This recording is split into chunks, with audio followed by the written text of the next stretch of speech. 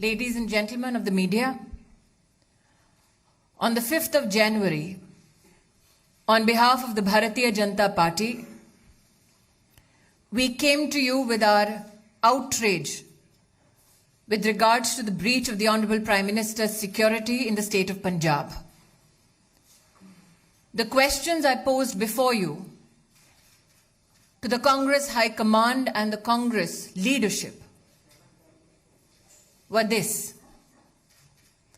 Why did the DGP police in Punjab give an all clear in terms of the safety of the route that was to be undertaken by the Honorable Prime Minister? This question was met with an expose by a national news channel. What is extremely disconcerting is that Punjab police officials in this news report have highlighted how they continuously engaged with the Congress government and administration in Punjab to bring to light the threat to the security of the Honorable Prime Minister and his route. The question that begets this expose is who in the Punjab Congress-led government continued to deliberately ignore these threats to the Prime Minister's security.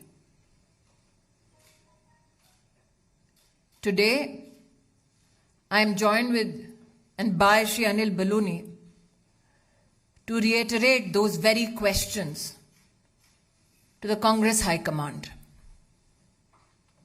Why were security measures which are protocoled for the Honorable Prime Minister deliberately breached due to the active connivance of the Congress-led government in Punjab? Who sought to benefit in the Congress party from the breach of the Prime Minister's security?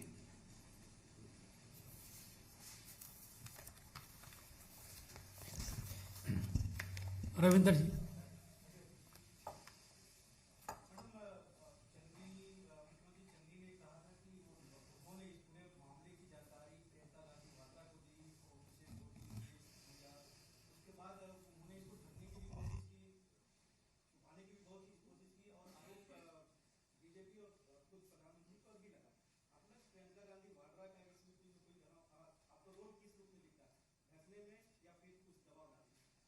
Ravindra जी, जब मैं आपके सम्मुख प्रस्तुत हुई थी 5 जनवरी को, तब कांग्रेस के नेतृत्व में प्रधानमंत्री की असुरक्षा को लेकर, सिक्योरिटी ब्रीच को लेकर जश्न का माहौल था।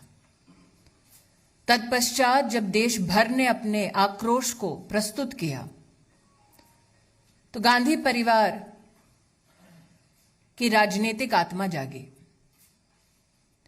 आज जो आपने श्रीमती वाड्रा के संदर्भ में मुझसे प्रश्न किया है,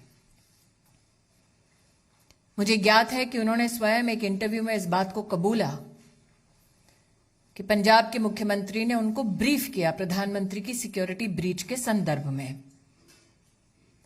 प्रश्न ये उठता है कि एक नागरिक की क्या सिक्योरिटी क्लियरेंस है कि उनको एक चीफ मिनिस्टर प्रधानमंत्री जी के सुरक्षा प्रोटोकॉल और ब्रीच के संदर्भ में जो डिटेल्स मात्र सुरक्षा एजेंसीज या इन्वेस्टिगेटिव एजेंसीज तक सीमित होनी चाहिए, उसके संदर्भ में ब्रीफिंग क्यों एक प्राइवेट सिटीजन को हुआ? क्यों वो प्राइवेट सिटीजन जो गांधी परिवार का हिस्सा है, एक इंटरेस्टेड पार्टी है,